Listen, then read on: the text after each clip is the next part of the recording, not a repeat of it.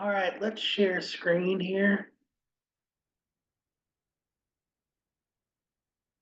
And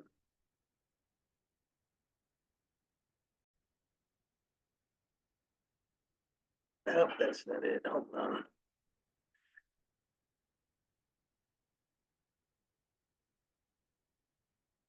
Got too many windows open.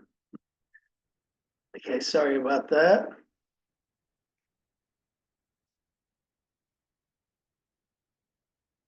Okay, there it is. What is Treason Invaded? This is a #2 trailer by Ryan Matta and J.J. Carrell. So this is another documentary they did related to human trafficking and what's happened in the country this year in the past 4 years. America, what if I told you? On the first day of his administration, Joe Biden would sign 94 executive orders, obliterating every immigration policy Donald Trump put into place. And then he would allow 30 million illegal immigrants to invade America. Would you believe me, or would you call me a conspiracy theorist? When you entered office, you reversed all those successful policies, and you opened up the border, and you've created this catastrophe. The result is the largest increase in illegal immigration in the history of the United States. We enforce the law. Your open border policy has aided and abetting the murder of Americans, the rape of Americans. My constituents want you impeached because they believe you've committed treason. They believe you're a traitor. America, what if I told you transnational terrorist organizations like the Venezuelan gang Tren de Agua, armed with AK-47s and AR-15s, would be kicking in doors, storming into apartment complexes, forcing terrorized citizens at gunpoint to pay them rent. Imagine these criminals not only seizing control of an entire city, but also declaring an audacious war on U.S. sovereignty, turning American neighborhoods into third world hellholes. Would you believe me, or would you call me a conspiracy theorist? Those seen in this video, though, believed to be associated with the violent Venezuelan gang, Treason HT. To your knowledge, what are the men in this video doing? They patrol the complex. They control who comes in, who goes out. They go from door to door. They have forced their way into many complexes. They have thrown people out. 4 Venezuelan migrants associated with the same gang were just indicted for this jewelry store heist in Denver. 2 others believed to be involved in the attack of New York City police officers in Times Square in January. And the suspect in the murder of Laken Riley has connections as well. We have no ability to verify their criminal background or whether they belong to a Venezuelan gang, but yet we're still releasing them in the United States.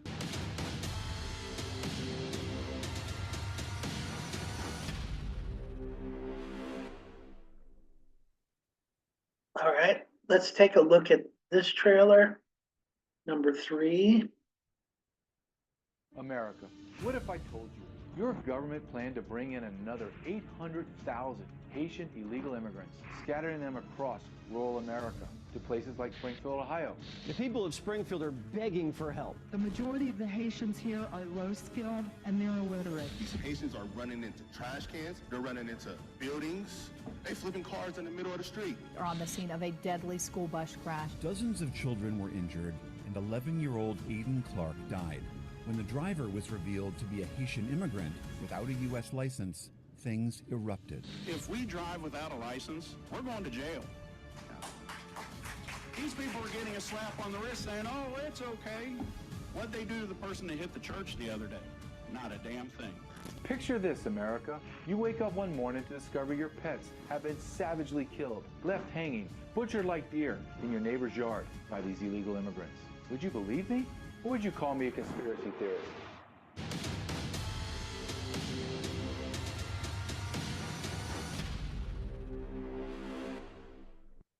Okay, so check that out. And then let me see, I want to go to, let me try this again. Okay, I want to just summarize on the PowerPoint. Okay, so I updated the Cloward Piven strategy. It's a political strategy outlined in 1966 by American sociologist and political activist Richard Cloward and Francis Fox Piven. The strategy is aimed to utilize militant anti-poverty groups to facilitate a political crisis by overloading the welfare system via increase in welfare claims, forcing the creation of a system guaranteed minimum income guaranteed and redistributed income through the federal government. Okay. Let's see. All right, and then the Cloward Piven strategy is a political tactic to create a crisis and implement a guaranteed annual income through socialism and communism. Learn how the strategy was proposed by radical activists, how it works, and how it is dangerous for our liberty. Okay, so the creation of a system of guaranteed minimum income. Okay, and we've looked at a few of the documentaries, recent documentaries by Next Level Productions. Operation Amber Alert. Okay, we are God's army. We're coming to save you. What is Treason Trafficked? That was released in September of 2024, and then What is Treason Invasion is a documentary released in October 24. Okay, so, and also that's based on the book. Their latest, I guess, invasion documentary is based on the book Invaded 2023 by J.J. Carrell. The U.S. government is the largest child sex trafficking organization in modern history. So what are you going to do about it? Okay, so it's a good documentary that it is related to human trafficking. So that's kind of what we're looking at. So let's try this again. Share screen, share sound. And let's take a look at Invaded.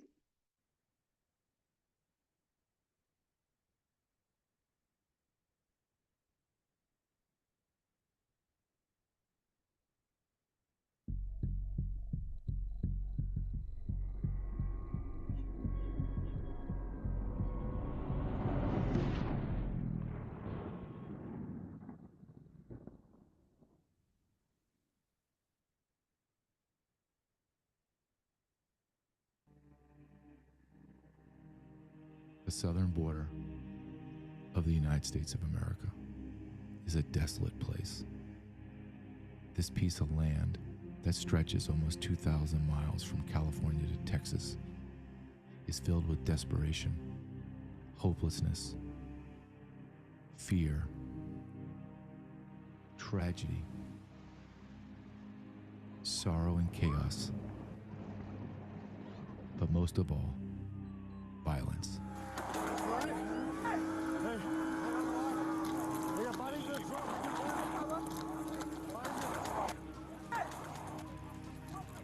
Violence dominates everything and everyone that moves on this long parcel of earth.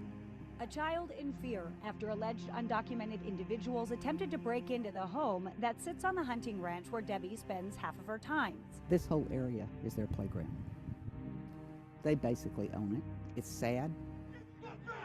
All that desperation, all that tragedy, and all that violence has been strategically transported from the border and spread across America like stage 4 cancer. It's a scene that seems to be out of a developing nation where corruption and violence run rampant. But this surveillance video is from an apartment complex in Aurora, Colorado. America has never been this vulnerable. Bernardo Raul Castro Matta, the Venezuelan migrant who shot 2 police officers earlier this month, came face to face with the judge this morning. Now, he made a shocking confession to authorities, saying that he is a member of the vicious Venezuelan gang Tren de Aragua, and that gang is smuggling firearms into migrant shelters. Police in Santa Maria, California, say a man who was in the country illegally is now charged, along with another suspect, in the rape and deadly attack of a 64-year-old woman. As Chris Martinez reports, the case is adding fuel to the debate over U.S. immigration policy.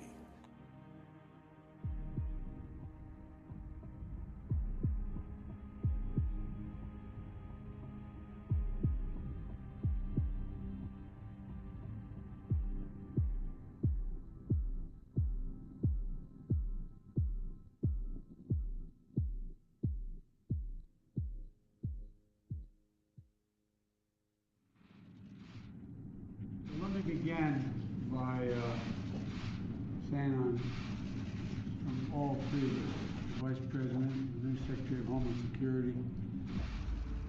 America, what if I told you? On the first day of his administration, Joe Biden would sign 94 executive orders, obliterating every immigration policy Donald Trump put into place. And then he would allow 30 million illegal immigrants to invade America. Would you believe me, or would you call me a conspiracy theorist? When you entered office, you reversed all those successful policies, and you opened up the border, and you've created this catastrophe. The result is the largest increase in illegal immigration in the history of the United States. We enforce the law. Your open border policy is aided and abetting the murder of Americans, the rape of Americans. My constituents want you impeached because they believe you've committed treason. They believe you're a traitor. America, what if I told you transnational terrorist organizations like the Venezuelan gang Tren de Agua, armed with AK-47s and AR-15s, would be kicking in doors, storming into apartment complexes, forcing terrorized citizens at gunpoint to pay them rent. Imagine these criminals not only seizing control of an entire city, but also declaring an audacious war on U.S. sovereignty, turning American neighborhoods into third world hellholes. Would you believe me, or would you call me a conspiracy theorist? Those seen in this video, though, believed to be associated with the violent Venezuelan gang, Treason HT. To your knowledge, what are the men in this video doing? They patrol the complex. They control who comes in, who goes out. They go from door to door. They have forced their way into many complexes. They have thrown people out. 4 Venezuelan migrants associated with the same gang were just indicted for this jewelry store heist in Denver. 2 others believed to be involved in the attack of New York City police officers in Times Square in January.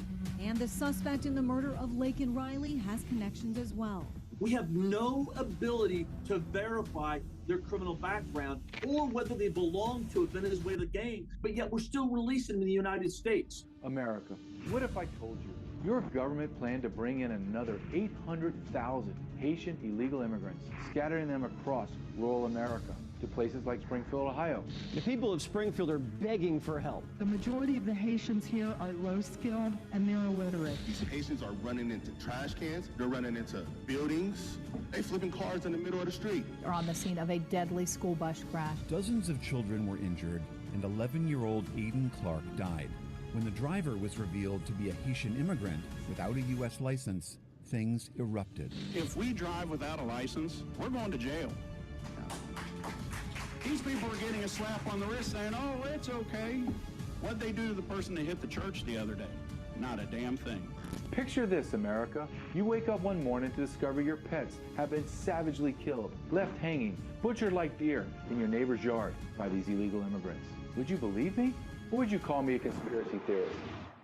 A lot of towns don't want to talk about it because they're so embarrassed by it. In Springfield, they're eating the dogs, the people that came in. They're eating the cats. They're eating the pets of the people that live there. No one can deny that. That's a fact. I've been working in Haiti for 15 years. In Haiti, not just are they eating animals, but they're eating humans. There's cannibalism in Haiti going on all the time. I have videos on my phone of people eating other people and sacrificing other people.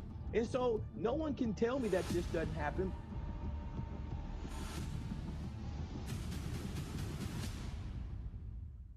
America, what if I told you your own government was actively incentivizing foreign nations to dump their prisons and insane asylums at our border? Then what if I told you these illegal immigrants would be suspected of heinous crimes like assault with a deadly weapon, rape, or murder? They would be apprehended by local law enforcement and released immediately without bail because some twisted policy dictates that police cannot hold or arrest illegal immigrants, no matter what the crime, not even for murder. Would you believe me? Would you call me a conspiracy theorist? Well, a disturbing development on the border crisis. Wait until you hear this. The Director of Immigration and Customs Enforcement confirms that more than 13,000 illegal immigrants convicted of murder have been caught at the border and then released into the United States. Letter here tells the tale. 425,000 convicted criminals, 14,000 murderers, 16,000 rapists, and those are the government numbers, so you know they're even higher than that. We have a secure border. I'm surprised she didn't call Joe Biden and say, we did it, Joe, we did it. We destroyed this country. He inherited the lowest rate of illegal immigration, and he immediately reinstated catch and release. And so when they apprehend people, they let them go. I'll reverse Trump's detrimental asylum policies. There's no need for us.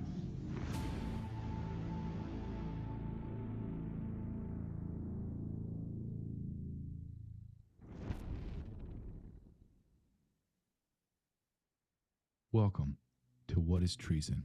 #invaded. This documentary is set to profoundly alter your perspective on the United States government. We invite you on an exploration across the nation where we will highlight key locations bearing the heaviest impact of this invasion. We are going to give you a first-hand look at the death and destruction caused by this administration. So brace yourself, America, as we take you on this journey and answer the question, what is treason?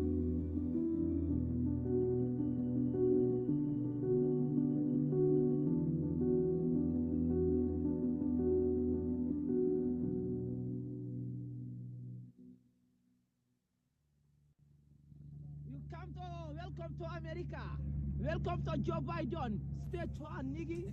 Hey, what's up, America, nigga? Hey, my God. This New York City, man. We have three, if you will, ground zeros along the border.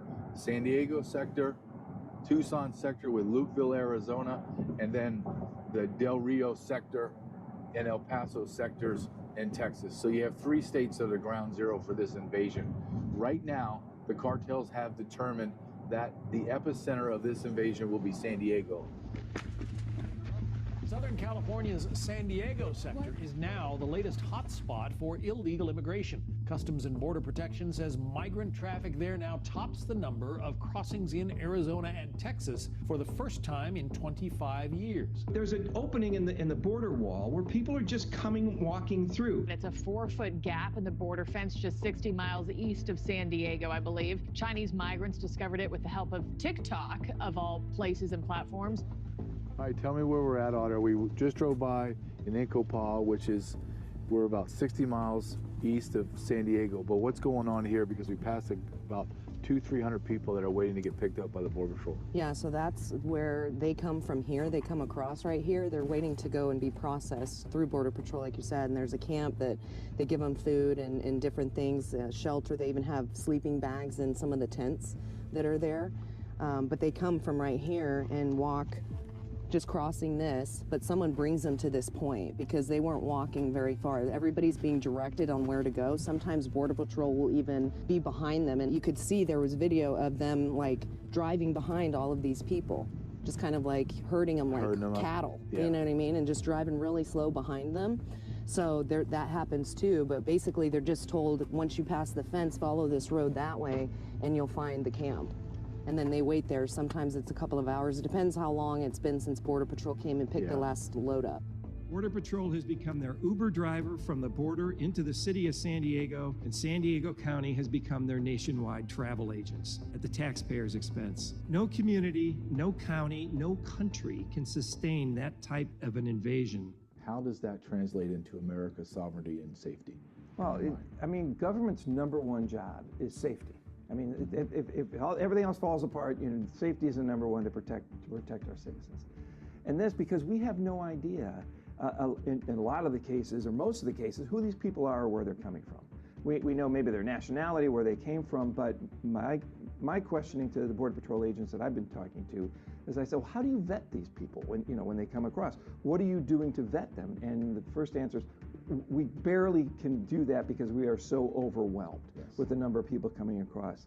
And then the only database that they have is our U.S. database. We don't have, the databases of, where they came from in Venezuela or India or China. We don't have access to those databases to what these people may have done or what their background has been in the country of origin. But the people coming across on the boats, those people are bypassing even that border check or going through the Border Patrol. So they're here, we have absolutely no idea where they're from and what their intentions are or where they're going. Those people are just being scattered here throughout the United States. And to me, that is an unsafe situation. that something, this is a recipe for disaster of some type. We don't know if these men were simply migrants or whether they were just looking for a better life or if they were on terrorist watch lists. I talked to the mayor of Carlsbad, and he was getting heat from his residents saying, hey, why aren't we stopping them? Why aren't we doing something about it? Yeah. It's because local police departments and sheriffs cannot enforce immigration law. So those people that just got off the boat and ran into a car, the police have no reason to pull them over because they can't enforce immigration law. Unless that car was speeding away or did something illegally, even if they pulled them over, they are not allowed to ask them about their immigration status. Every sheriff in the state of California in times past used to be able to ask immigration status of those who are arrested and coming through our jails. That no longer is in existence. Sheriffs and law enforcement are no longer allowed under Senate Bill 54, supported by Kamala Harris at the time, spearheading much of the Senate Bill 54 with Sacramento Democrats. So when the Democrats tell us, well, there's no real evidence that illegal migrants cause more crimes, you're not even allowed to ask if they're illegal migrants. Well, and that's part of the formula. If I'm not able to ask, then there's no data to support. And what's really come to light is this SB 54, Senate Bill 54, that was passed, I think it was in 2017, that forbids local law enforcement from doing any or enforcing any immigration laws. The smuggling organizations are using the sanctuary cities law, this sanctuary state law as a selling ploy. More illegal aliens will be coming to California. More criminal aliens will be coming to California. California has gone from the Golden State into a state of lawlessness. We're not talking about immigration. We're talking about criminality. We are tired, we are fed up by the lawlessness of the Democratic Party. Sanctuary cities are magnets for criminal aliens. So California, the other areas of the border are clamping down, but we in California, the sanctuary state that we are, and all the freebies and things that we offer, we got to welcome that out for people to just come across the border. And so we've seen increasing numbers crossing and then being dropped off in San Diego County. When you say dropped off, are you talking about straight releases? Yes. Okay, by NGOs and Border Patrol, or just what you're counting as Border Patrol street releases? Just what Border Patrol street releases that we have seen. And I've witnessed at the border itself in Acumba, about 60 miles east of San Diego, people just walking across the border. And I'm standing near Border Patrol agents who are not stopping them at the border. And unfortunately, it's not their fault. They're good agents and trying to do their job, but their hands are tied. And they've been instructed not to stop people at the border, but only to process them once they are here. When you said Border Patrol agents are standing by and not engaging, I'm a retired Border Patrol agent. This is their number one priority, is to secure the border. Anything or anybody that crosses the border, you are to engage, determine if they're legal or illegal, and make that arrest. That is a primary, you must do it. You're saying they're not doing it, and I agree with you. You're absolutely correct. I know that for a fact. I speak to all my sources every day. This is across the border, and this is the northern border as well. They're not engaging. They are, if you will, catching, literally catching, processing, transporting, processing, releasing. You're free. It's no problem if I go to Chicago. Either you want. You're free. You're free. Like, I didn't sign up to be a Border Patrol agent to process aliens and to welcome them to the U.S., I wanted to go out and get bad guys and prosecute bad guys and get load drivers and get scouts and, make a difference, hurt the cartels a little bit, stuff like that. I didn't sign up to basically be a welcome patrol agent. Yeah, you guys went from being probably one of the most respected law enforcement departments in the United States government to being Walmart greeters overnight. Yeah, essentially. Yeah. I'm curious, was there a point that you had left Border Patrol? Was it because you felt like you could no longer uphold the oath that you took to serve this country? Well, yeah, absolutely, because you went from, literally almost overnight, you went from chasing people for a living to them chasing you. What I'm getting from the agents, even from the beginning, was a hopelessness, a helplessness. We're desperate. We're frustrated, we're exhausted, we're beaten down, we're broken. People are, overtime like crazy. No matter how many files you do on one day, they want one more, right? And it's all it is just processing. The second part is this: somehow we forced our agents to allow known criminals to go free. So first of all, we're processing them so fast that by the time we get derogatory information, they're long gone. And we're starting to see the effects, aren't we? 3 years later, we barely can keep up with all the illegals that we know we released just a few months after Biden took office that either killed, raped, murdered, broke into a house, or committed crimes, right? So they now realize that they were forced to release these people, these criminals, into the country willy-nilly. There's a feeling of helpless. Like what's the point in doing all this effort? Like your country's turned its back on you. You're out there risking your life every day. It comes a conversation in your head, what's the point of doing this other than a paycheck? What is the point? Right now, there is no point. People have left. They just see that they've been sold out on every side. Who can they turn to, JJ? Who? No one. I want to ask you about Border Patrol because the union doesn't like you. And they make it pretty clear on social media this month and last month, the month before. These are all from Border Patrol, the Border Patrol union on you. The chickens are going to come home to roost because of what he's done. They call you a national disgrace. Remove Mayorkas was their most recent tweet. How can you lead a group of people whose union wants you out of office? Chuck, I'm incredibly proud to work with the United States Border Patrol. I have supported them vigorously since my first day in office. I will continue to do so. A tremendous source of pride. And I will tell you this. What do you think the disconnect is? Do you think this is media perception? Why do you think there is this a political disconnect? Is this a red-blue divide? Just simply that you're in a Democratic administration? What do you believe it is? Chuck, I'm focused on mission. That's what I'm focused on. We know that this guy is not an innocent bystander. No.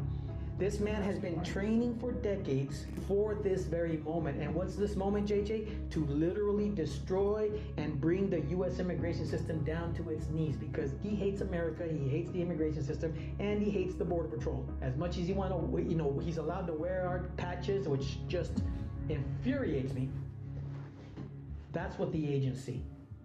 It starts at the top. Like, look at Mayorkas, Like, holy smokes, he's terrible. Like, he's allowing this to all happen, right? Which, obviously, his orders comes from Biden and all that stuff, but... Walk me through the feeling of what it was like the day that Joe Biden was elected. What was it like inside Border Patrol and the demeanor? We knew we're all fucked. Sorry to say that, but, I mean, every single agent knew we're fucked. And I don't mean to cuss. No, absolutely. But it's the truth. There's not a single agent that was happy about that. I mean, instantly morale plummeted. I mean, we knew we were screwed. We knew it. And when you talk about being numb, I think after years of just going through it, yeah, you're just doing what you can, just going through the motions. Not putting any extra effort out in the field. You're just going through the motions, doing the bare minimum, collecting a paycheck. A few months after I retired, I started getting messages on my social media from everybody in the field, intel, straight from the field. Guess what, Gil? We just shut down Del Rio sector to process.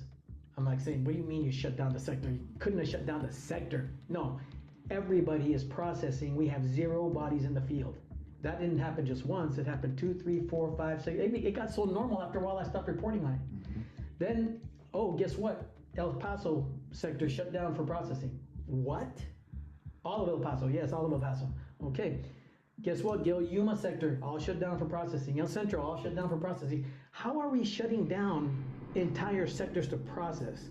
In other words, and this has been borne out by many already, myself, retired chiefs, Rodney Scott, Tom Homan, 80% of our border at any given time, JJ, is unmanned and unsecured. Where is that being reported? Where do you see it being reported? Nowhere. Nowhere. So now, I feel obligated to my fellow agents, to my fellow officers in DHS, to start putting out and reporting the things that are not getting said out there. And that was that we're shutting down entire sectors. That was that Del Rio is literally watching bodies walk past the station that aren't even getting processed. They're not even encountering Border Patrol. They're going straight to their NGOs, getting their plane tickets funded by FEMA, funded by taxpayers, and getting sent. And this has been 1,194 days of this administration, right? This sounds like breaking news to everybody. We're flying people all over the country. Biden is flying everybody all over the country. Breaking news, FEMA's paying for the tickets for everybody to go and get transported across the country. Well, guess what? This has been happening this entire time. We just found out about it. They just found out. They're just finding out about it. They're just putting it out there. So the damage has been done. FEMA has been taking money out of an emergency housing fund and giving it to illegals for plane tickets, bus tickets, and hotel rooms. This has been going on for 4 years. And now people are really starting to understand why that was so dangerous, because we have Americans in need, and you can't find anyone on the ground who is getting the assistance that they need. The Biden-Harris White House is basically saying we can do whatever we want with FEMA money, right? And turning FEMA into a legal alien services agency. We paid taxpayer FEMA money to fund every single one of them to their dream destination, and people think, wow, that's happily ever after, right? They can enjoy them with the American dream. Well, the American dream has become a nightmare, because they'll go to these towns and cities that are already have their controlled areas of cartel controlled, gang controlled. We're starting to see an actual physical manifestation in all major cities of these gangs that are taking control of those territories and now blatantly going out and robbing people. There's gangs that rob tourists. Remember the tourist rip-offs that they're doing now? They wait to see if somebody takes off and they rob their houses. You got squatting now that has become legal somehow. You literally cannot kick somebody out of your house or shut off the electricity or anything because you go to jail for that. Okay, so the cartels are now taking visible control. LA, Washington, Chicago, New York. It's bittersweet that Chicago and Denver and New York are feeling the pain of this, because normally it's just the border cities and the border regions that feel this type of crunch. So I'm glad, it's unfortunate they're having to endure this, but I'm glad that they are. So people throughout the country are waking up and saying, hey, this is wrong. This is not, this is not sustainable. We cannot house and manage this many people just coming into the country. And it's not fair to the people paying the taxes. It's not fair to the people that we just let across either. It's mayhem and chaos. We do want immigration. I'm not anti-immigration. We do want people to come into the country, but we want to do it in a legal way. And we actually want to do it in a dignified way. Because right now, people have to come into the country either under a fence, over a fence, through a river, or be smuggled in, or come in on speedboats, or they just walk across, paying a smuggler or cartels. And then they have to look over their shoulder for the rest of their lives. I think we've got a legal system. We should support it. Maybe it needs to be changed a little bit, but it needs to be enforced. But just ignoring laws is what's happening by the federal government right now. They're just ignoring our laws. They're picking and choosing, and this is the chaos that we've had in San Diego County, and it's affecting the rest of the country. A bunch of illegal immigrants stealing our money. Y'all stealing our money. You stealing. You stealing. You damn thieves. The city of Chicago is facing a nearly $1 billion budget deficit for fiscal year 2025, and the mayor says everything is on the table to fill that hole, like raising property taxes, a hiring freeze, and cuts to city services. If we had not spent $600 million on the migrants, we wouldn't have a deficit this year going forward. In his first day in office, Mayor Johnson signed several executive orders, one of them creating a deputy mayor for immigrant, migrant, and refugee rights, who will coordinate between city departments to support new arrivals. Our administration will aggressively go after the resources that are needed to make sure that the city of Chicago is a welcoming place. So what is this? All right, so this is intake center. These are called warming buses in the winter. So you'll see the homeless folks down there during sub-zero freezing. They would not let anybody that's not Venezuelan into the center. There's the bus. They just dropped them off. They're going through intake right now. So they're taking people that most likely came in from O'Hare Airport and going through the intake, and then the overflow goes into these warming buses, which are probably called cooling buses in the summertime, right? Yep. We're going to walk not even a block from here, and you're going to see 35 tents of homeless people who are freezing. They were freezing this winter. A number of them lost their fingers and toes, and they tried to get on the warming buses that were empty at the time, and the police wouldn't let them because they're only designated for illegal immigrants. And that's how the city of Chicago, Mayor Brandon Johnson, Governor Pritzker, and Biden treat our own citizens. Americans can't live like this. You should have been out here during the winter. Oh my God, The people were freezing out here, and they had these big heaters, heated tents. Yes. You know, the people were here freezing. They couldn't get on the warming buses. They couldn't get on the warming buses. They couldn't eat. I've been here on cold at night. They get to sit on the bus. I've asked to sit on the bus. I've never been to prison. I would like change here in Chicago. You say you've never been to prison? No, sir. And they wouldn't let you sit on a bus? A very, very cold night. One time I asked, and I just left. Nobody's representing these people. Now you and I You can have veterans in here. Have you talked to these guys? A lot of these guys are United States veterans. No way. Yes, man, some of these guys are United States veterans.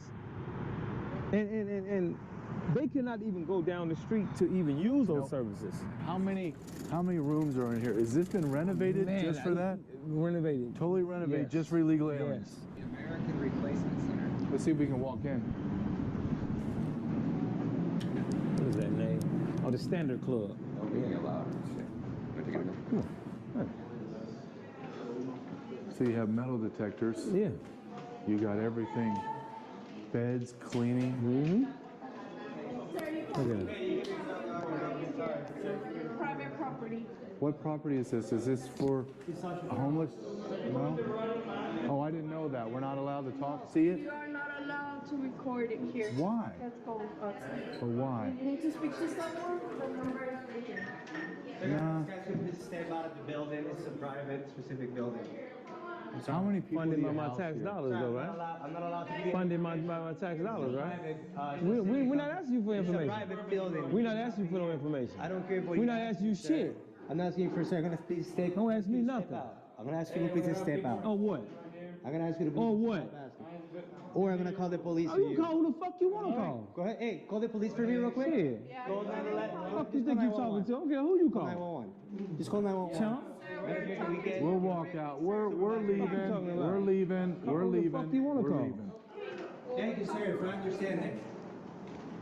But see, these guys can walk into our building we pay for, but we can't. This whole building has been renovated to house illegal aliens. Yes. We just came several blocks away from it. U.S. citizens sleeping in redundant, torn down tents. You got a 15-story building they renovated. We just walked in behind two illegal aliens, they look like they're from Venezuela. They get to walk in, and then we get accosted and yell at, curse at. And then they call the police. They call the police, and shit. we just walked in thinking, well, can I have some of this free shit? Right. Can I have some of it? You and I spent $1,000 at Airbnb. Can I stay in one of those rooms for 3 days for free? And you're gonna pay? I can't even walk into a building that I paid for. Exactly. That we paid My for. tax dollars pay you to discriminate against me. And then you in curse America. at me. Right. And then you threaten to fight Right. me. Do you want to know the manifestation of tens of millions of people coming in our country? Your government hates you. They hate you, they hate you, they hate you. Definitely. And they hate this man as a black American and me as a white American, but we stand side by side and we scare the hell out of the power structure. Because we are together. America is not divided. The people in power divide us. But we are America, not them. Not them. They're not American. This is extremely important because what you just saw was the feeling of Americans, but in particular here in Chicago, black Americans. They are humiliated, they're disrespected. Mark, who was showing us around, had to leave because he couldn't take it anymore. What I just witnessed is the men in Chicago, particularly the black men, are going to rise up. They have been humiliated and they are going to war. As I'm using their word, they're going to war against this, and there ain't nothing you politicians can do to stop it. I am telling you, America is on the brink, on the brink.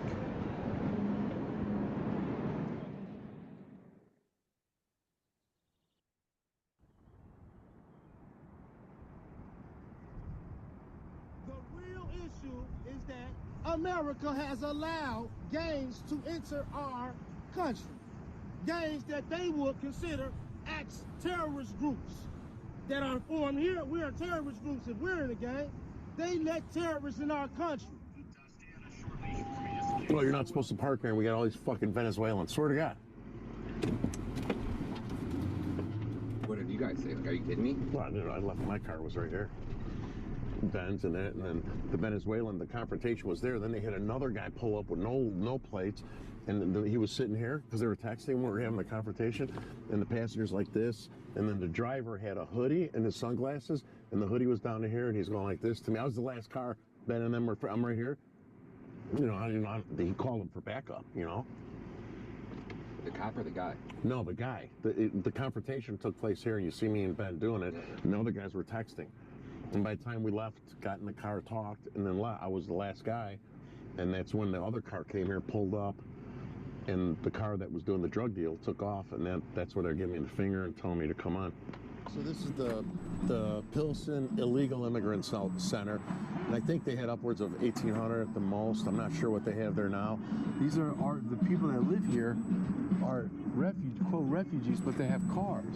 Yes, yeah, so they're illegal immigrants. Who knows if they have licenses or not. Many of the FOIAs that you guys have access to, they got caught driving without licenses. Many of them, but they have cars, right? And I think I mentioned to you that the Chicago police officer told me that there's cars that are becoming part of the impound system. So after 21 days, City of Chicago takes ownership of those cars, and they're giving them to some of these Venezuelans. This came right from a police officer. When I told him that we had a confrontation here and the vehicles didn't have license plates on them, the officer said, "Do you know where they're getting them from?" I just assumed they were stolen cars. He goes, "No. Chicago's giving them impounded cars to the Venezuelans." I'm like, "Seriously?" He goes, "Yes." I have Venezuelans on my street. For someone who had nothing, they all have new cars, right?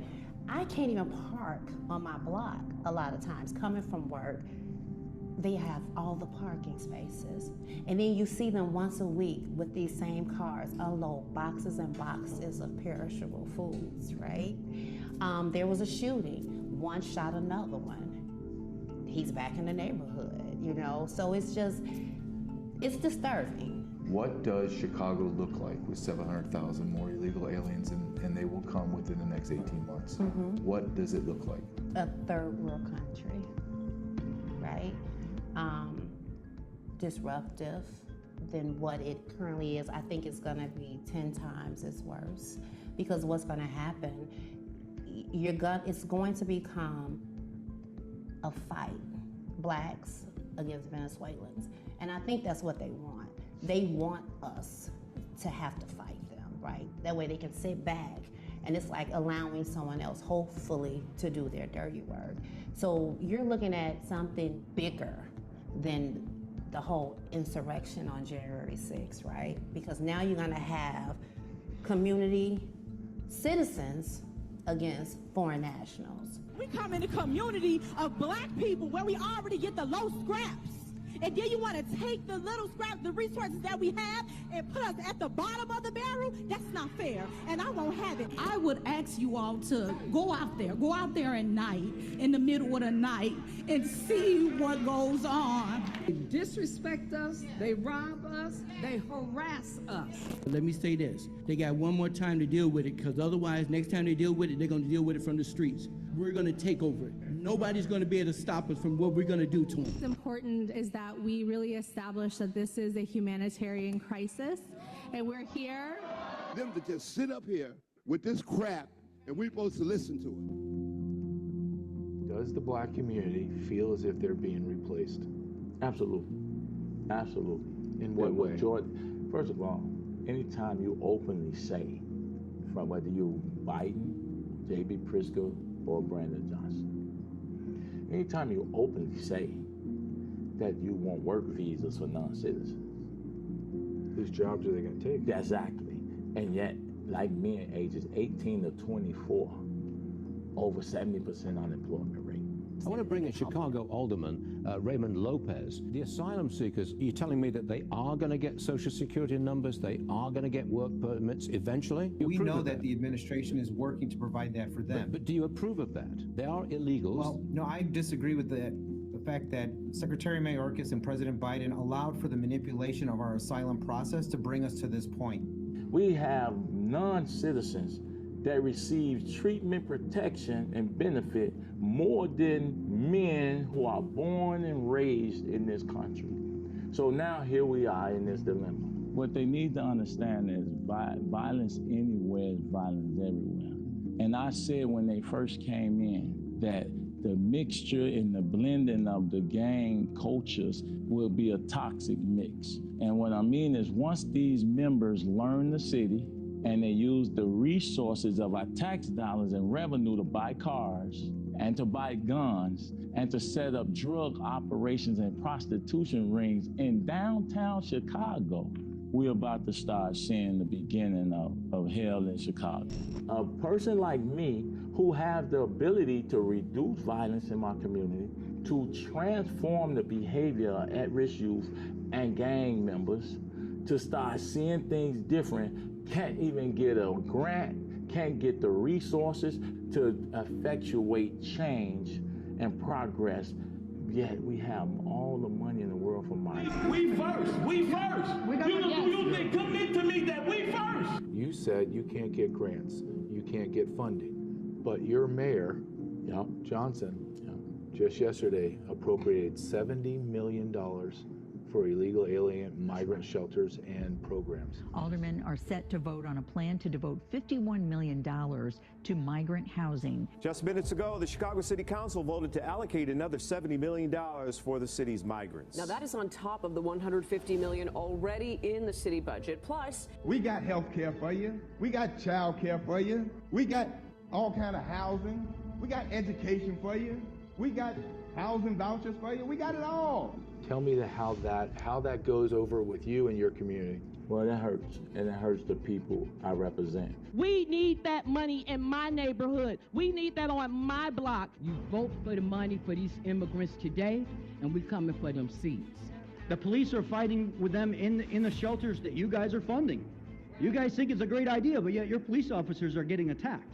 Your public's getting attacked. I don't know how many people at City Council, when that $70 million vote came through, $1.25 billion was taken out as a loan at that same City Council meeting where the $70 million went. We took out a municipal bond for $1.25 billion for housing. Who's being housed? It's not us. And we had just rejected a ballot measure called Bring Chicago Home.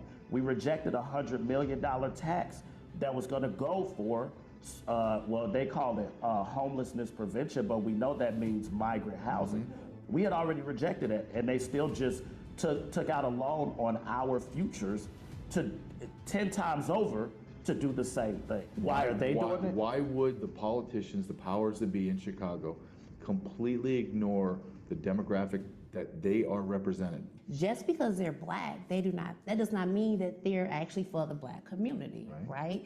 What is the quote, all black folks, not kin folks? I mean, that is a real quote, right? So it's a lot that's starting to make sense, and we are being pushed out. We have been pushed out. They will surpass us. It is math, it's simple math. They will overtake us in numbers at the rate that they have kids. They cannot be U.S. citizens. You are dooming our next generation to subservitude. I'm telling you this. Okay. It's just simple math. I know, but that's it. It's simple math. I'm very good at Mayor Johnson said that he wanted 700,000 to 800,000 new people to come here. How many black people live in the city of Chicago? 700,000 to 800,000. That's the last census number for us. That's down from over 1 million. And so we have, when you talk about a great replacement, it's starting with us. Because we're the last group of people who have never immigrated here. We know the history of this country from the beginning. We were here when the Constitution was written. We were here when we had Articles of Confederation. We have served in every war going all the way back to the French and Indian War, right? We are the last group of, if you will, original citizens of the United States of America. And so if you remove us, you remove that last vestige of history. You remove everything that flag, that we say that flag stands for. And so now you can start to change the type of country that we have. You can change it into a country like Canada, where they don't really have a constitution. They can just make up laws as they come. You know, the parliament just does what it wants. There's no First Amendment right. There's definitely not a Second Amendment right. So if you get rid of us, we're the last bit of authentic constitutional knowledge that you have. And so now you just create an entirely new country based on whatever progressive elements these people learn in the public schools in their country. They're not going to talk about Martin Luther King, Malcolm X. They're not going to talk about Abraham Lincoln. They're not going to talk about George Washington. They're going to talk about whatever their culture was back home. And their culture is not our culture. We have got to push we got to push these people out. No disrespect to them, but this is our country. We're United States. I have a U.S. passport. I don't have a Venezuelan, Colombian, Mexican, Salvadorian passport. I'm from here. My family has only known this country. We've been here since at least 1781. So enough is enough. These people got to go home. For tonight's benediction, please welcome Pastor Corey Brooks, Senior Pastor of the New Beginnings Church in Chicago and founder of Project Hood, an organization committed to fighting violence and poverty.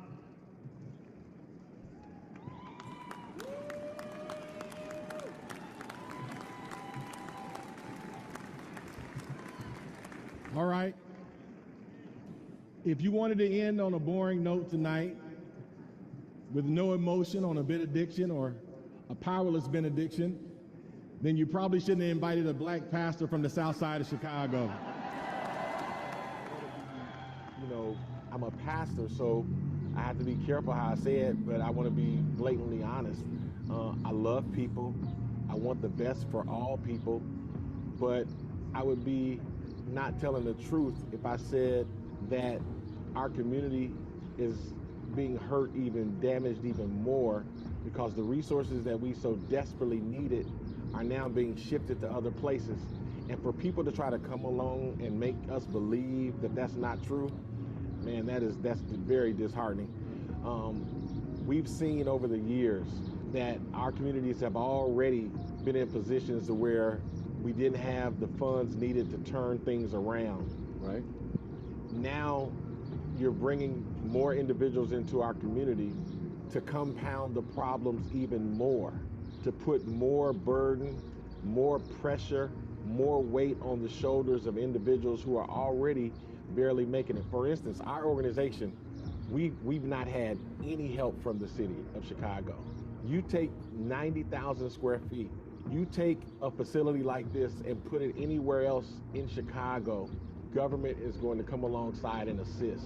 How do you justify that, sir, when your community, as you said, is hurting, is struggling? Definitely because of my political positions. You know, I align totally separate from a lot of Democratic policies. My stance on immigration, my stance on school choice and other matters that I believe are important to black folk in our community. It does not line up with the traditional way of doing things. And in Chicago, when you don't line up with the traditional way of doing things, they make you pay. And in this case, they're trying to make us pay by not supporting our efforts, by definitely not giving us things that they could have. But what we see across the city of Chicago, they're getting up to $9,000 in funding. They're getting rental assistance, they're getting support, free childcare, free transportation. And with the housing situation, they're prioritizing migrants in housing and then also utilizing land that really should be renovated and brought back into the community. And now all of a sudden, now that there's this money falling from out the sky for migrants. People that I trust and believe are saying that Chicago has eclipsed $3 billion in federal money for illegal aliens, only for illegal aliens. This is what happens to black people when they give all of their allegiance to a party and they believe that that party is going to look out for them in the end. This is what happens when all of your allegiance goes to one party in America. And because we've traditionally, as a people, voted Democrat. These Democratic policies are now backfiring on our community. We have veterans and we have homeless people here in Chicago that are still sleeping under the viaducts. They don't have food to eat, and yet they're giving millions of dollars to illegal aliens who are here, who are not a part of this country, who have never spent one penny. No more money for you. No more money for you. You lazy. What is your feeling with this infusion of foreign nationals into your community? Because it's not going to the wealthy neighborhoods surrounding Chicago. It's coming right into the South Side. We have a lot of individuals who are being shipped here from other places, whether it's from Texas or California, wherever they're coming across the border. They're being flown into Chicago. They're being bussed into Chicago. Part of that is because Chicago said we're a sanctuary city where illegal immigrants can come and not have to worry about being removed. That policy alone is putting us in a tough predicament. We already are dealing with violence. We're already dealing with an infrastructure where our educational system, where our schools are not working. In our neighborhood alone, we have a 4% reading proficiency, a 6% math proficiency. So we have children who are not reading. And you add crime, you add high unemployment. It's just a bad situation. Pastor Corey Brooks, the founder of Project Hood, says adding migrants to the city of Chicago is complicating the city's crime issue. You're starting to see in different places around Chicago on the South Side, confrontations and issues arising. They're flying up and down the streets. It's dangerous. They're toting guns around. They're threatening to take over different areas.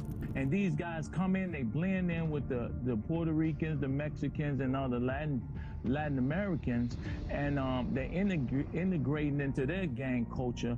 And what they're doing is starting to set up in our various neighborhoods, taking over abandoned buildings, taking boards down, making those buildings their own, and then setting up outside of the shelters that they're in to pretty much as a way of tagging those blocks and communities to say, hey, this is our turf. Well, you have the violent gangs from there, and not just the Venezuelan, you have the Haitian gangs, you have people from the Middle East, the continent of Africa. And what I tell people is, yes, there's violence in Chicago, yes, it's brutal, but you're talking about another level of brutality that they don't understand. Yes. So these gangs from all over the world, their weapon of choice is the machete. Yes. It's something different to shoot somebody than to get hacked to death. Yes. It's a whole different act. The other form of power is rape.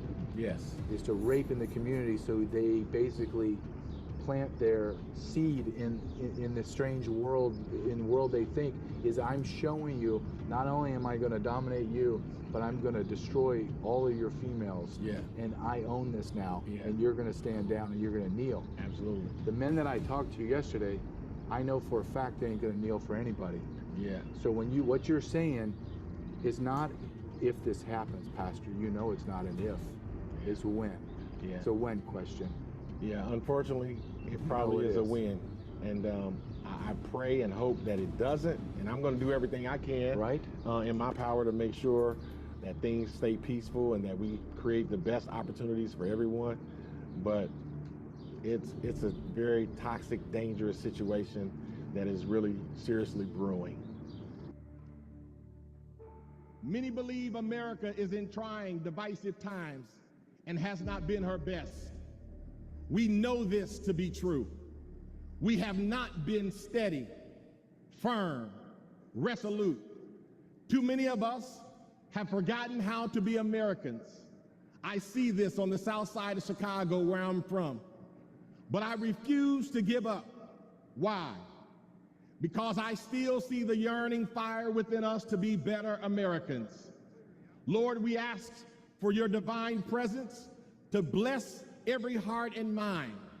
Grant us wisdom and courage and discernment as we chart the path of our beloved country. Let us be reminded that we are one nation under God, indivisible, with liberty and justice for all. God bless you, and God bless America.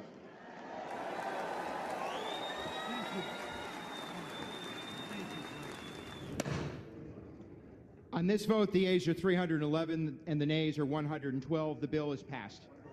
Oh, one voting present.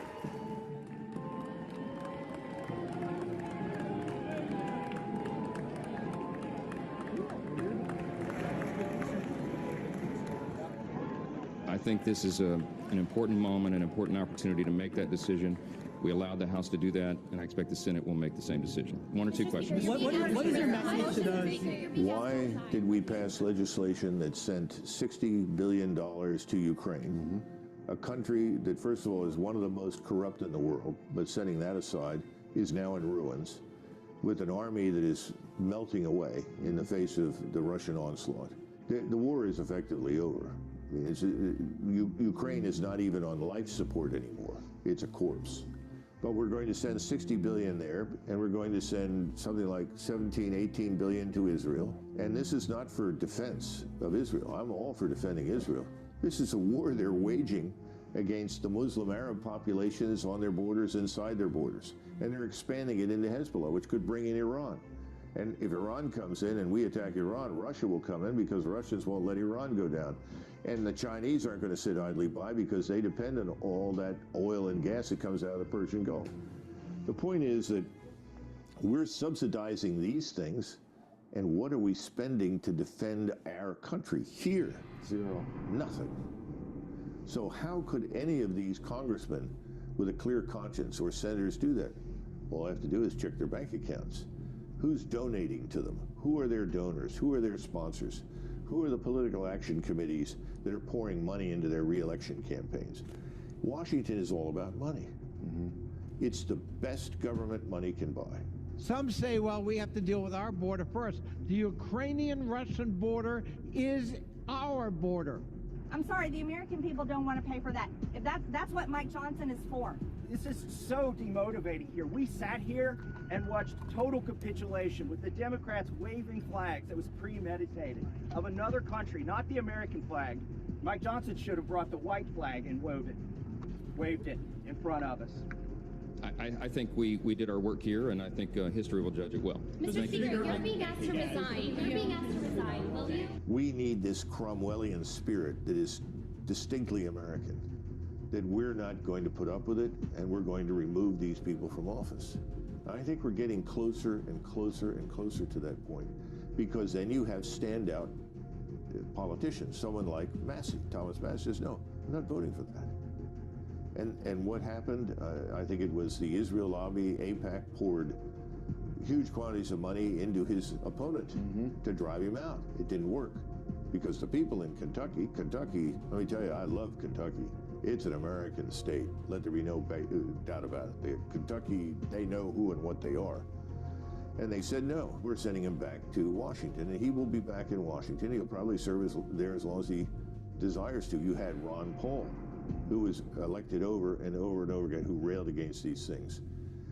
But that's not the average, you know. And they're not the only ones. There are other good men and women up there who are trying to take the right position and trying to fight this good battle. But the corruption is so overwhelming. It's so deeply embedded in the way we do business now. It's hard to imagine how we get out from under it without drastic and dramatic action. So there's a second thing in that black box.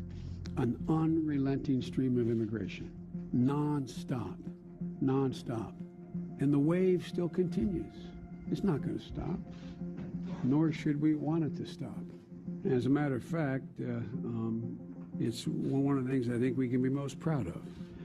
Why would you want tens of millions of people who are foreigners in this country? They'll do two things. First of all, many of them are already taking jobs that Americans should be getting. And when things go south and the economy deteriorates, as we found out during the Depression, you've got to get those people out of here, or they're going to become targets. And now they're so overwhelming in their numbers, you're talking about civil unrest in the streets. This is what we don't want. This is the breakdown of law. This is the creation of chaos and anarchy, which sadly I think the people running the government right now welcome. And it's a disaster. We don't want that. Because once the rule of law is lost, it's very hard to restore it, as you know from your experience on the border. Once it's open, everybody pours in. How do you stop it? There had to, sir, have been an incredible discussion of this is the most effective way to bring in as many people as possible. Why would you want to do that? There's something very heavy going on. This is an obvious effort to destroy the culture of the United States and the civil society of the United States. They want America as we all know it and love it. They want that to cease to be. Do you agree or disagree that there is a conscious, intentional, strategic decisions made to cause America harm? Yes, there's no question about it. And the administration is controlled by the people with billions of dollars at their disposal. These are the wealthy oligarchs who are committed to a utopian view that says America and the rest of Western civilization needs to be radically changed. And the only way to radically change it is to denationalize all of it, to destroy the core culture, the core identity, the core population that represents each of these countries. There's no question about that. Folks like me who were Caucasian of European descent, for the first time in 2017, will be in an absolute minority in the United States of America. Absolute minority. Fewer than 50% of the people in America, from then and on, will be white European stock. That's not a bad thing. That's a source of our strength. I mean, how many times have you heard people say that? I remember listening to, I think it was Senator Kane from Virginia, who went down and spoke, maybe it wasn't him, but I'm pretty sure it was, in somewhere in Florida. This is back before the Trump election. Right. And said, just be patient. The real problem are these old white men, and they'll be gone soon, and then everything will be better. I know. Things have gotten so much better. Now you can barely walk the streets of any major city in the country for any length of time, certainly never at night without being accosted, raped, assaulted, or something else. So no, I think it's a very deliberate process, and they are convinced that this is what is good for us. We haven't been consulted. No one has run any referendums on anything. When's the last time anybody was asked about, should we intervene in country X or Y? No. When's the last time anybody asked the question, should immigration be stopped? Should it be modified? Should it be ended? Whatever. Never comes up for it. And if you raise this issue, we're a nation of immigrants. Well, remember what I said, 1815 to 1924, that was immigration, 32 million of which more than 1 million went home. They left, they couldn't make it. We were very selective, and we tried to get the best. And when we thought we no longer were getting the best, we had this thing called the Exceptional Skills Act. Under the Exceptional Skills Act, we got Einstein. We got Werner von Braun. If we hadn't had those people show up, the world would be a different place today. That's how profound it was, an Exceptional Skills Act. And when was this Exceptional Skills Act abandoned? Under George W. Bush. Mm-hmm. So what you see is, certainly since '91, a pronounced, unambiguous direction that is leading us down this path into hell, from which they all hope we can never escape, where very soon we are minorities. We Americans are minorities inside our own country. And their hope is that we will all say, oh, this is terrible, but we can't change it. It can't be done. Wrong. And that's why I go back to Herbert Hoover after the crash, the stock market disaster in 1929, deported 9 million people to Mexico. 9 million. Now somebody says, well, how are you going to do that? The way we've always done it, with the use of the National Guard, the regular military, and the police. That's what has to happen. I'm very anxious to see whether or not President Trump is elected, and whether his team coming in, about which I have serious concerns, will actually do anything. We are going to have the largest deportation effort in the history of our country. Okay, how? Where's your plan? Who's going to do it? Show me.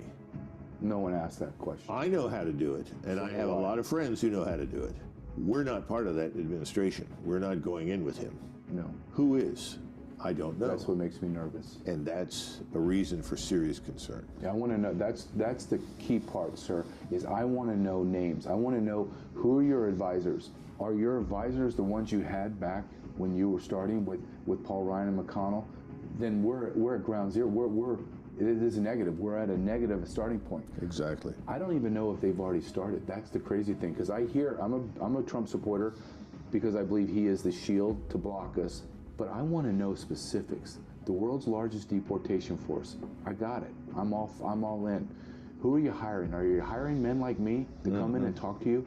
I doubt it. I doubt it too. I doubt. Are they hiring you, sir? No, because men like me and you are going to come in and we're going to say, no, I don't. Okay, why don't you sit down? You've never been in war. You've never been in combat. You have never even been to the border. Right. I'm going to tell you what we need, sir. They're never going to allow us in those rooms. I don't think. I hope I'm wrong. Remember, the donors are the ones who control everything. It's the people who are funding the campaigns, and they determine who's going to end up doing what. And people have to understand that one election isn't going to do it because you're dealing with the Senate. The Senate doesn't want to approve anybody that's going to change anything. So you elect a president, doesn't matter who he is. Now you have to deal with the Senate. You think Mitch McConnell and Chuck Schumer care about the border? Absolutely not. They're totally disinterested. To them, it's irrelevant because they're part of the team that you're discussing. I believe in this so much. The only way we're going to have a great future in America is if we welcome and embrace immigrants, the dreamers, and all of them, because our ultimate goal is to help the dreamers, but get a path to citizenship for all 11 million or however many undocumented there are here.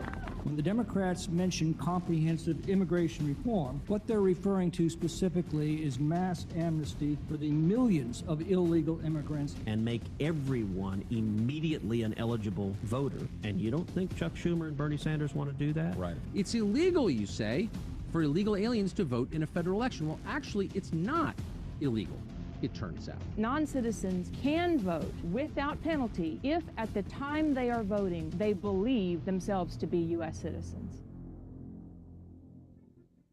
I hope that we will have an election. I hope it's fair and clean. Doubtful, but I hope so. I hope that all of these illegals who are being given 4 Social Security numbers on the end of phony Social Security numbers are not going to be allowed to vote all over the country, but I suspect that that will happen. So I don't know what occurs, but at this point in time, we cannot survive this as a nation if we just keep doing what we're doing. It won't work. If we allow Borders R. Harris to win this election, every city, every community in this great country is going to go to hell.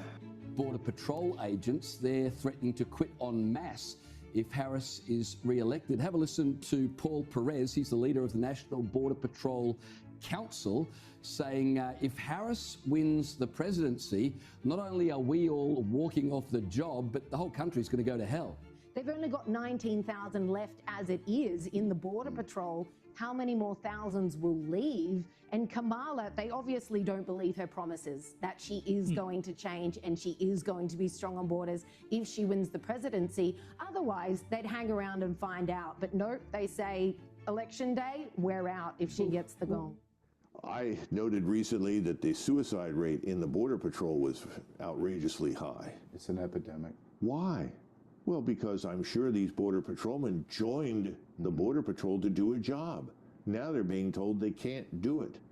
We've always had a problem with the criminal organizations, the cartels, having endless quantities of money and buying up people. I have friends in Mexico, and they say, Doug, you got to understand, down here, if you join the cartel, you do their bidding, you get health care, you get dental care. I mean, literally, it's a nation within a nation, but you have to do what the boss says. You have to do what the cartel directs. So Mexico isn't even a real country by our standards at all. It's an organized crime state, but these cartels run the portions of it. And people have to live with it. They have no alternative. Why? Because the police is in the pocket. The military is corruptible as well. This is what happens over time. If we do not stop what's happening in our country today, that's where we're headed.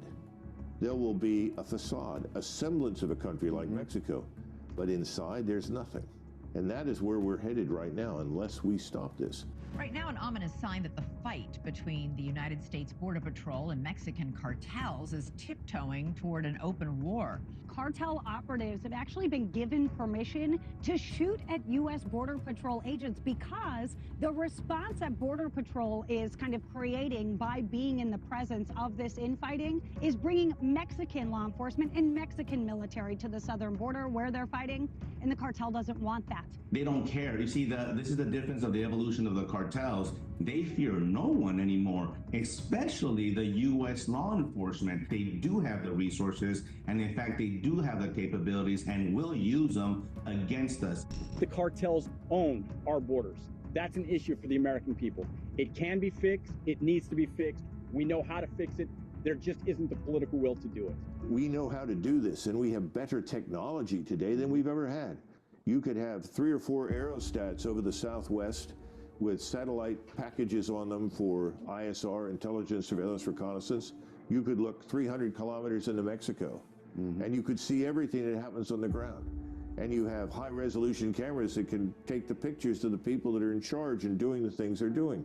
And you would have instantaneous communications that are not reliant on the standard cell phones and everything else. They're entirely separate.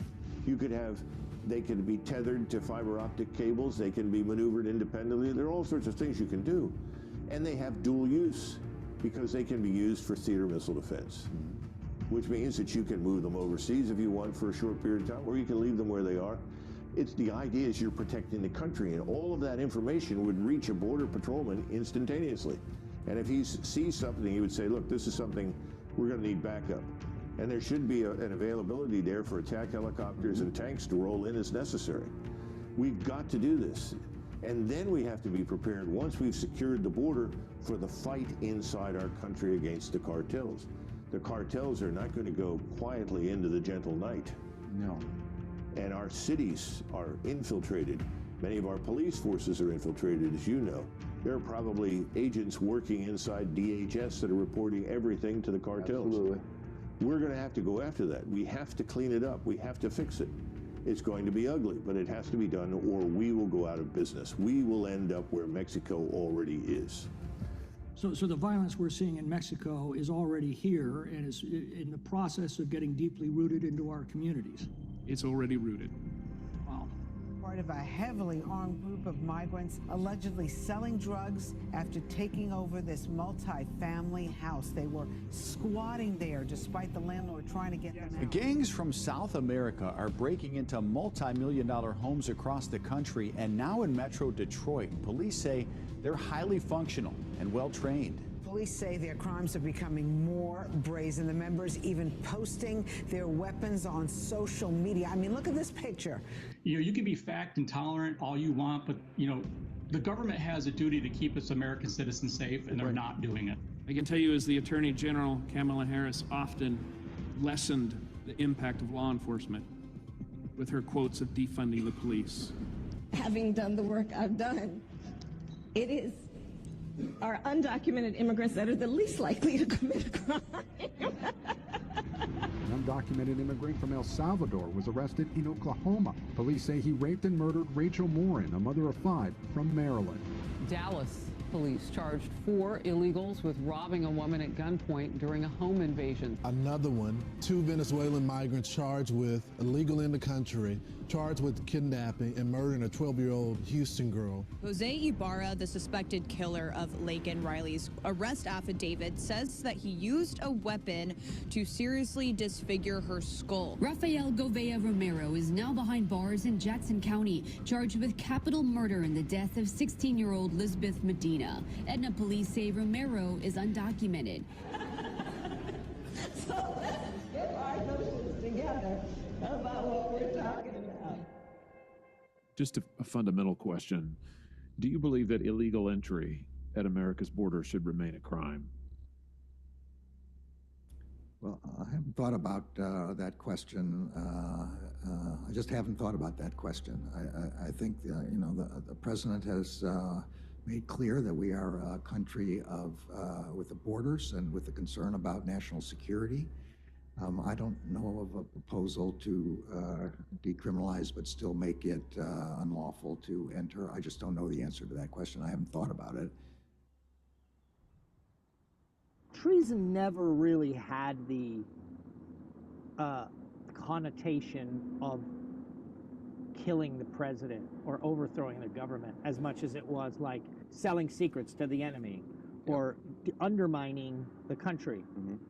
But now it's all, now they keep the original definition in there. The crime of betraying one's country. Okay? which were completely within that umbrella of the vaccines and the border, for sure, that's just totally betraying the country. But then they add, especially in attempting to kill the sovereign or overthrow the government. Oh, I wonder where they decided to put that one in.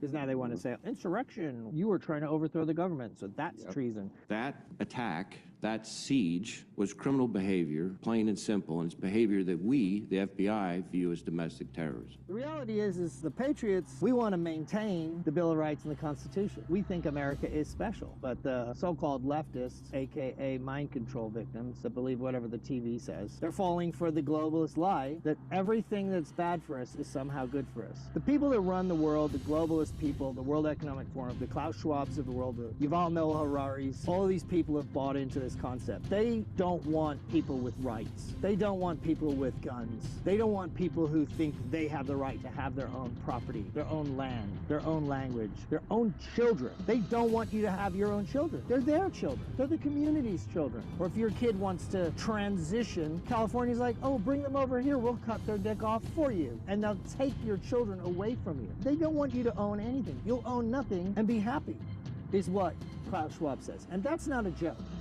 If you want to get anywhere in the world today, you have to show respect for the way other people live, for people who are different from us. This is missing. And see, the globalist internationalist views, none of that matters. Everybody can become a sedated consumer. Everyone can join the sheep herd and march where we tell them to go. It doesn't really matter who is in the military. It doesn't matter who is on the assembly line. But we all know from history, it matters greatly.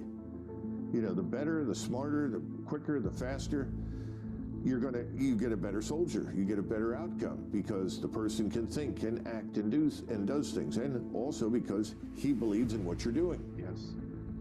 They're not our friends. They aren't really even Americans. The people saying these things want to destroy us. They want to weaken our culture. The American culture, founded on freedom, truth, rights, liberty, that's like a silver bullet to the vampire of the New World Order. And when the world sees that, and us as an example, they go, well, why can't we be more like America? Everyone aspired to be America. But when America becomes a third world toilet, and when you see videos of our president can't speak English, and there's people crapping on the streets, and we have no respect for our borders, and no respect for our veterans, the world sees us as a piece of shit. And that's what they want us to look like. Domestic terrorism from white supremacists is the most lethal terrorist threat in the homeland.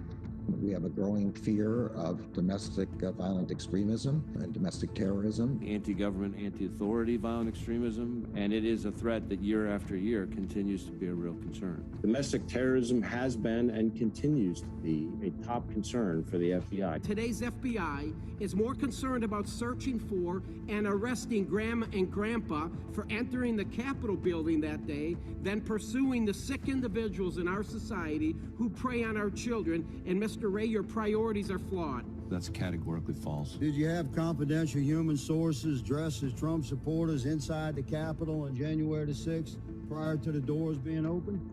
Again, I had to be very careful. It should be a no.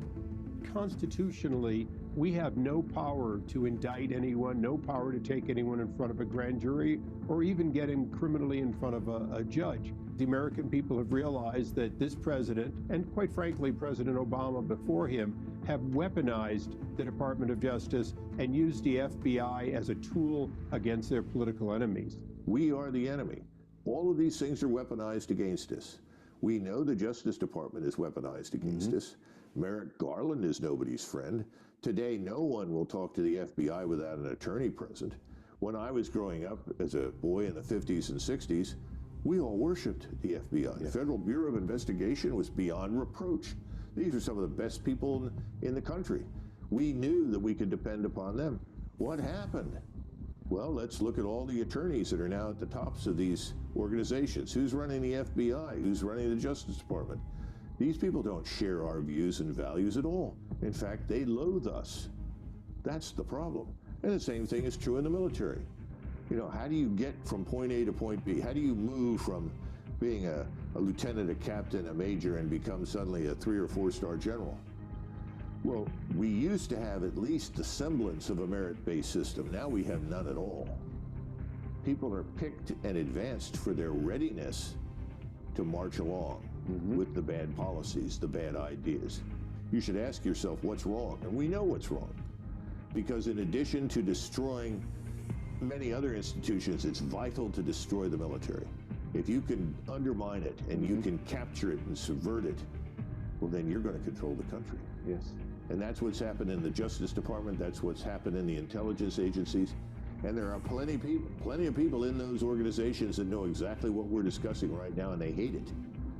But they don't know what to do because they'll lose their jobs. They'll lose their income. They'll be punished. And there is no court of appeal for them. The deck is stacked against them. I'm sad, I'm disappointed, and I'm angry that I have to be here to testify about the weaponization of the FBI and DOJ. I'm here today because even though I'm wrongfully suspended from the FBI, I remain duty-bound to the American people to play my small role in rectifying these issues. After all, I never swore an oath to the FBI. I swore an oath to the Constitution. You turned over evidence of the crimes that were being committed by the FBI, and you gave that to Congress, and then what did Congress do for you? Congress has not done much. They paraded me out in front of them about a year ago. It's been about a year since me and Steve Friend and Marcus Allen, all suspended FBI personnel at the time. All of us made protected disclosures. All of us said, here's proof of wrongdoing, and it's various topics that we've all touched on. And it's violation of law, rule, or regulation, gross mismanagement, abuse of authority. There's a couple different categories that a whistleblower is supposed to be protected from any type of retaliation if they make the disclosure in good faith. You'd use the word paraded. Explain that to me. Yeah, so when I testified, at the time I wouldn't have said they paraded me out in front of Congress or paraded me out in front of the nation. But looking back and reflecting on that time, that's exactly what they did. They paraded me out there so they could get a couple sound bites on cable news that night. Maybe lasted a few days. Maybe there are some people in Congress who do actually care, but they actually have very little power to do anything. That much has become clear. But overall, I would say I don't know that I believe that any of them truly do care. But the FBI will crush you. This government will crush you and your family if you try to expose the truth about things that they are doing that are wrong. And we are all examples of that. I can't think of a more sobering way to end a hearing. I yield back. And that's exactly what they're trying to do. They've been trying to do that since September 26, 2022, the day I got suspended. Actually, they've been trying to do it longer than that. Since they first found out I was whistleblowing or whatever led them to say, we have to come up with some reason to suspend this guy.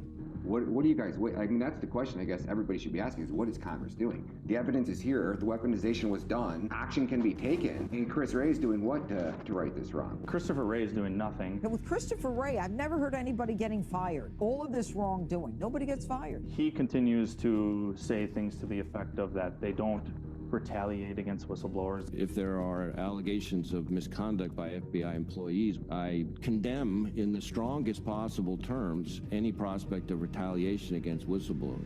And so to that I would say, so wrongfully suspending me based off of lies, holding my family's household goods hostage because I was in the middle of a transfer from Wichita, Kansas to Quantico, Virginia, and this is when the FBI basically sprung their trap. In weaponized fashion, the FBI allowed me to accept orders to a new position halfway across the country. They allowed us to sell my family's home. They ordered me to report to the new unit when our youngest daughter was 2 weeks old.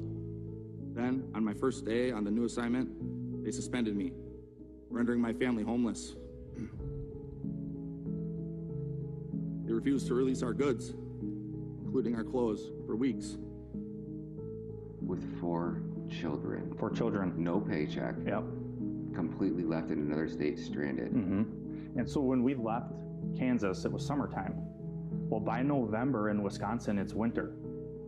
And so we were, I get choked up talking about this. And I mean, I did, even when I testified, I got choked up because Congressman Gates asked me about it. We had to beg and borrow for winter coats just to keep my kids warm because we had summer clothes. I remember, I don't know why this is so difficult, but my kids' bikes, man. My kids' bikes. So one of the things we like to do as a family is go camping. And in October of 2022, we went camping with my brother and sister-in-law and their family. And when we go camping, we bring bikes, and the kids, tool around the campsite, the campground. And it's like one of their favorite things to do. Well, my kids' cousins, they all had their bikes. And, my kids are like running around and asking to borrow bikes. And at one point, my oldest daughter, she was, man, how old was she? She was 6. She came up to me and she was crying.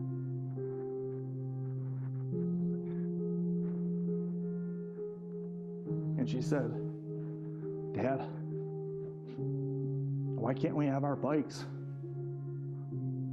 Why can't we have our bikes?" And I just said, because I'm trying to not cry now. And I just said, "I don't know, Gwen. I don't know why." And then she said, "I just want our bikes. Why won't they let us have our bikes?" And I basically gave her a hug and I said, "We'll get your bike someday." And then I walked away, and then I started crying. I just think of how evil all of these people are. You know how many people are involved in this? On just the transfer stuff alone, there are like 10 people CC'd on those emails. I have them. I have the emails. And I have some phone calls too. And someday all of that's going to come out. And all of those people are involved in this evil. And it's at every level. They just follow orders. They're all compromised. They're all compromised, which is why I don't say the good men and women of the FBI anymore. It's not just a few politically captured people at the top. We all got the training. You all know what you're doing is wrong, and you all say, "I know, but I got bills to pay." Well, so do I. And I would rather raise hungry children than morally bankrupt children. That answer is insufficient for anyone who's in a position of public trust. Working as an FBI special agent was my dream job. My whistleblowing was apolitical and in the spirit of upholding my oath. Nonetheless, the FBI cynically elected to close ranks and attack the messenger. Do you believe that the way you were treated was more a warning shot to everyone else? I do. This was an example. This was setting that up there so that people wouldn't follow behind, which is probably one of the main reasons why I was wrong in my assessment, that I looked around and I said, we all know what's going on is wrong. I had conversations privately with people in my office, and I told my management that I had these conversations, that we all know what we're doing is wrong. And I said, it's just gonna take one. We need one domino to fall, and I will have my Captain America moment. I will hear on your left, and I'll look over my shoulder, and I will see all these people of integrity. You misjudged it. Last month, Steve Friend, he testified before the Weaponization Committee. Mr. Friend was a domestic terrorism investigator for you, and he was told by one of his superiors that January 6th was, I quote, a higher priority than pursuing child pornography cases, end quote. And for those of you watching in America, understand today's FBI is more concerned about searching for and arresting Grandma and Grandpa for entering the Capitol building that day than pursuing the sick individuals in our society who prey on our children. And Mr. Ray, your priorities are flawed. The people that they're going after now are different ideologically than they were in the early 2000s. In the early 2000s, it was the homegrown violent extremist. That was the Muslim American, maybe recent immigrant. Had sympathies, we were told, with Al-Qaeda, Al-Shabaab, Boko Haram. Then later on, they went after domestic violent extremists. That was a few years ago. We were finding out that that was moms at school board meetings, parents. They had people who were flying the Gadsden flag, maybe the Betsy Ross flag. Now it's transitioned again. And the newest one is the anti-government, anti-authority violent extremist. The acronym is AGAVE. And AGAVE that the FBI and Department of Homeland Security have co-authored a strategic assessment on domestic terrorism and is public knowledge. You can Google it. They authored it in 2021 and described an agave as someone who has a perception of government overreach or negligence. That is well over 50% of the population. Their quota and their mandate is to go after